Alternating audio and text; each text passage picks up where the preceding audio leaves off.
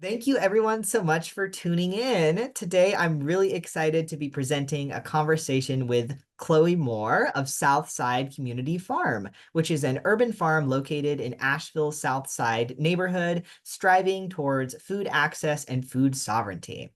This talk is presented in conjunction with the exhibition The Farm at Black Mountain College, which is the first project to foreground the important role of the farm within the history of the now legendary college. Connecting this historical narrative of the Black Mountain College Farm with continuing efforts in and around sustainability, today we're spotlighting Southside Community Farm as a local grassroots organization involved in this work. Chloë Moore, it serves as the farm manager at Southside Community Farm, where he grows and distributes healthy food, leads community events, and teaches youth about nutrition, agriculture, and ecology. Chloë works to connect with community, land, and food in ways that feel empowering, restorative, and delightful. Chloë, thank you so much for being here today with me. I'm super excited to chat. Yeah, thanks for having me. Absolutely. So for the first question, I kind of wanted to start off and just ask you if you could tell our audience a little bit about the history of Southside Community Farm. Yeah, Southside Community Farm in the Southside neighborhood is 10 years old. So the farm was started in 2014 and has continued to today. And it was started by community members, neighborhood residents, local people of color who were living in Southside, who were really focused on trying to get better food access for their own neighborhood. And the Southside neighborhood is currently in a state of food apartheid. There is not a lot of fresh or healthy food access, and that is really something that isn't just something that happened to occur. It's something that was created very intentionally by the city and by oppressive forces. So the South Side neighborhood, which was once the East Riverside neighborhood, historically was a segregated Black community. It was the Black economic hub of Asheville throughout the 20th century. Included Black-owned homes, Black-owned businesses, a ton of Black-owned businesses, including 14 small grocery markets and many, many others businesses. And that was really intentionally destroyed by the city of Asheville through an urban renewal project. It's the largest urban renewal project that in the southeastern United States that happened in the 1960s and 70s. This was something that was created by the city of Asheville using federal funding. And it was a project that forcibly took many Black-owned homes through eminent domain, taking people's homes for as little as $600, and a ton of Black-owned businesses. About 50% of Asheville's Black population was displaced by this project. And as a result of this project, a lot of people in the Southside neighborhood were displaced from their homes. Many became tenants of the housing authority through low-income public housing, where they may have had a history of home ownership previously. And all 14 of the neighborhood's small grocery markets, small independently owned grocery markets, were destroyed by that process. So it's been 49 years since Southside last had a grocery market. And it is a neighborhood that has a lot of low-income public housing. It has more low-income public housing than any other neighborhood in Asheville. So there's a lot of folks with limited income. There's a lot of folks who maybe have trouble getting to a grocery store because there isn't one close by. It's a few miles to the nearest grocery store. There's a lot of limited vehicle access for folks who are living in public housing. And we know that there's not a direct bus route even to a grocery store from the Southside neighborhood. So these are just some of the challenges that exist because of historic structural issues that prevent a lot of folks in the Southside neighborhood, especially Black people, the neighborhood is still predominantly Black, from accessing fresh and healthy foods in the ways that they may want to. Thank you so much for sharing that history, Chloe. That's really impactful. And I wanted to ask you to expand upon this term food apartheid and kind of what that Mhm. means to you. I know that it's a really specific terminology that you use in this work to sort of center certain aspects of these struggles. So I wanted to ask you to just tell us a little bit more about that. Yeah, for sure. A term that people may be more familiar with that gets used is food desert. And that's a term that is used by the USDA and some other structural agencies to describe a place that might not be close to a grocery store. USDA typically describes that as more than a mile from a grocery store in an urban environment. But that really doesn't get to the heart of the fact that there are historic oppressions at play that are creating inequities in our food system of who gets access to healthy food and who is sort of artificially removed from that access. So I and many others in food justice prefer the term food apartheid specifically to look at it as an apartheid state, to look at it as an act of intentional racial segregation that has been perpetrated onto our communities. Yeah, thank you for sharing that terminology. I think that's a really sort of useful and important framework to be able to kind of look at this through and sort of centering that terminology, I think is important. And I'm so glad that we have gotten a chance to kind of foreground that. I wanted to ask if you could tell us a little bit about Southside and kind of what you do today, working in this area of food justice and trying to serve the community throughout your many different programs that you have at the farm. Yeah, so Southside Community Farm is a really fun and joyful and abundant place. And yeah, we are focusing on many different ways and many different intersections that folks can have, especially Black people can have with land and food in ways that feel consensual. We're focusing on building food sovereignty, giving people control over their own food systems. And so we have a lot of different programs. Of course, the foundation of what we're doing is stewarding the land and growing food. So we have three small urban plots in the Southside neighborhood, as well as one plot in West Asheville. And our main farm plot is in the Southside neighborhood, and that is used as a public green space, as a public park. It's a public gathering space as well as a farm. And that's a space where we grow the vast majority of the food that we're distributing. We're growing several thousand pounds of food a year on a small plot using organic and sustainable practices. And the vast majority of that food, about 85% of that food, is distributed entirely for free.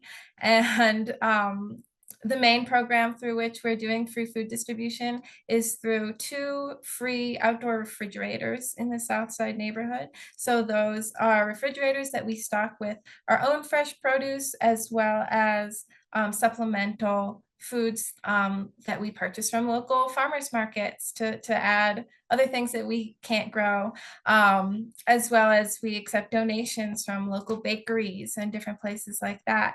So through having these two outdoor free fridges, we're making food access walkable for folks. And it's also available 24/7. And that's really important to us because we have recognized that there are many other free food resources in Asheville, a lot of them have hours that are between 9 and 5 during many people's workday. So having food available whenever people want it is important to us. And also having kind of a level of anonymity if people want that, I think is important to destigmatize free food access. Making sure, that we're not recording any information about people that are coming to access food. If folks want to talk to me during the day while I'm out on the farm, I'm welcome that. But it's also that a lot of the time when people are accessing food, no one is working there. It might be the evening after the workday and things like that. You can get food at 2 o'clock in the morning if that's what you want or need. So that's really important to us. And also it's really important to us that we're distributing really high quality food, that the food that people are getting access to isn't cast offs, it isn't seconds. We want to be growing and offering food that is the kind of quality that you could get at a farmer's market, the kind of quality you could get at Whole Foods or higher, because we're recognizing that, yeah, that this is food apartheid, that there are communities in Asheville that do have access to abundance of fresh and high quality food, that everyone deserves that. So that's our main food distribution program. We also have a delivery program, which is essentially like a CSA box that you might get, but that's for free delivery. We're delivering to 30 BIPOC families a week, through the growing season, so the 20 weeks of the year. And so those are kind of the main ways that we're doing free food distribution.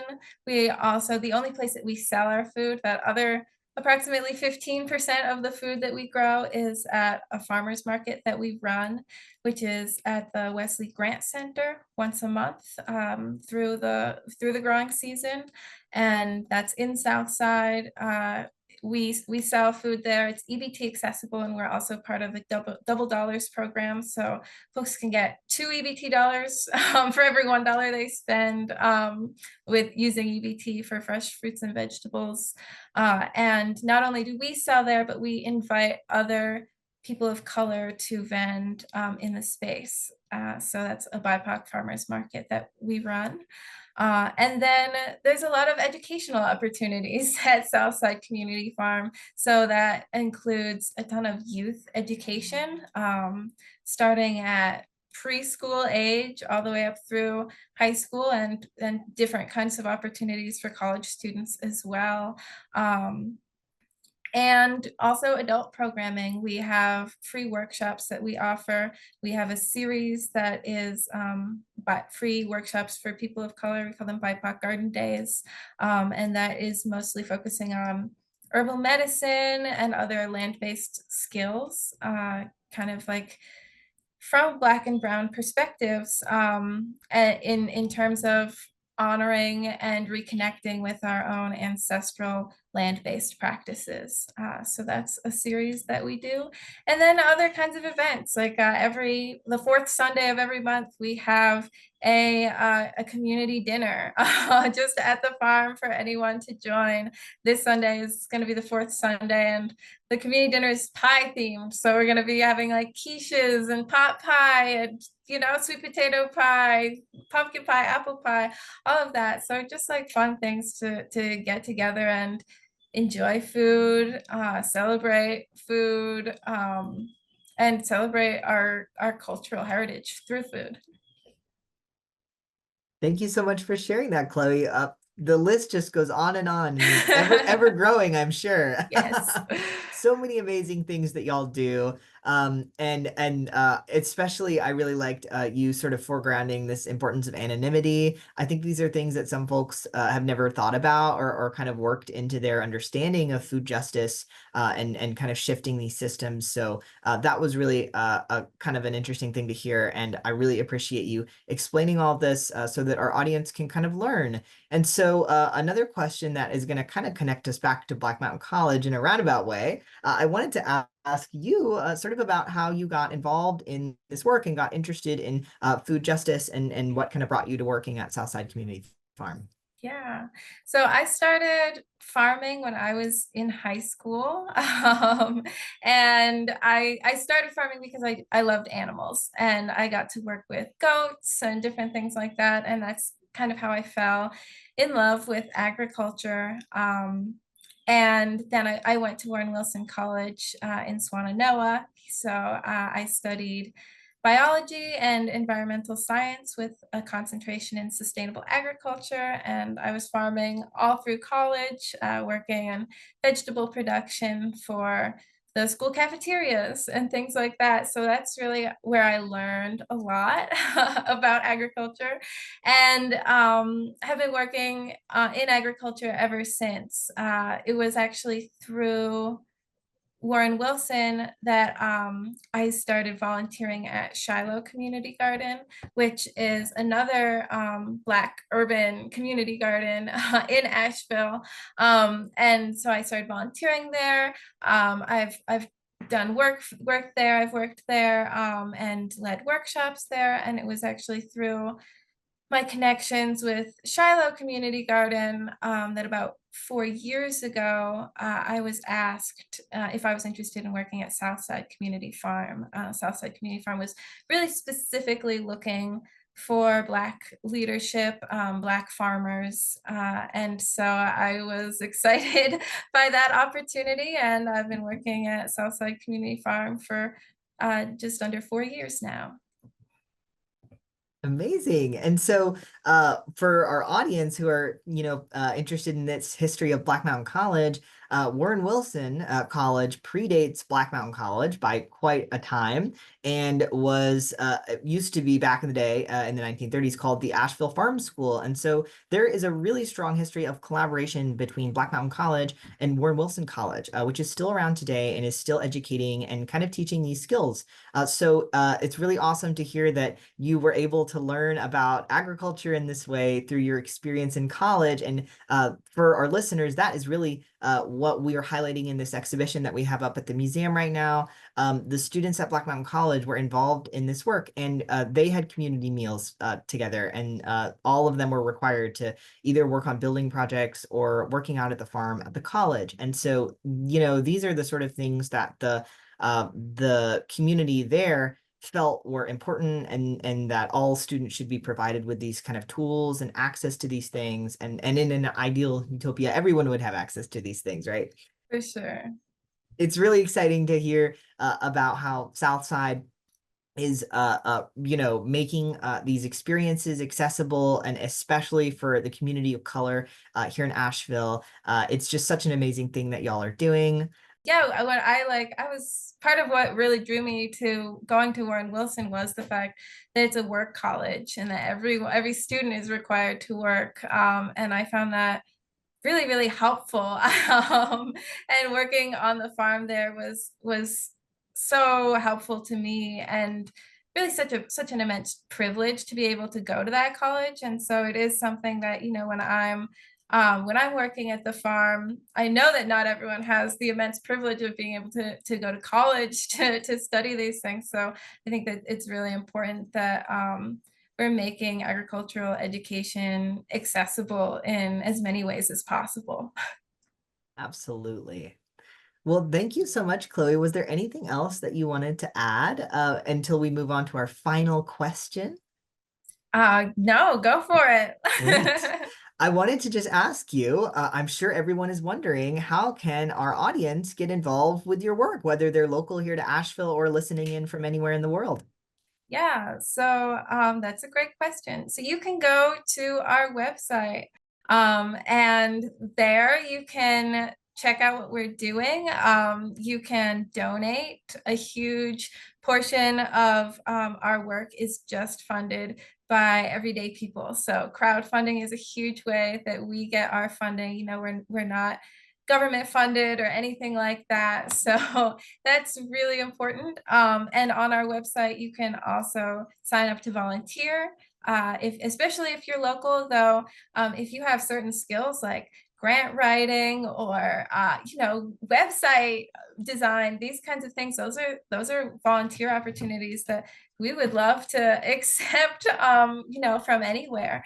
And so yeah, go to our website, sign up to volunteer, sign up for our newsletter. You can also follow us on social media at Southside Community Farm, and check out what we're doing, check out our events. Right now, our main farm plot, which has been in the Southside community for 10 years, is at risk of being dismantled by the Housing Authority of the City of Asheville, who owns the land that we've been stewarding. And so on our website, there is a petition that can be signed, and other ways that folks can support the farm and preserve the farm. Amazing. Thank you so much for sharing that. And yeah, for our audience, you can click the link. I'll put it right in the video right here to learn more and to get involved and definitely check out that petition. And whether you're tuning in from right here in our backyard or from anywhere in the world, hopefully you really enjoyed this chance to learn about Southside Community Farm. If you've been sort of wondering these kind of ongoing connections between this history of farming in our region and what is still going on today. So thank you so much, Chloe. Thank you for having me. Thank you.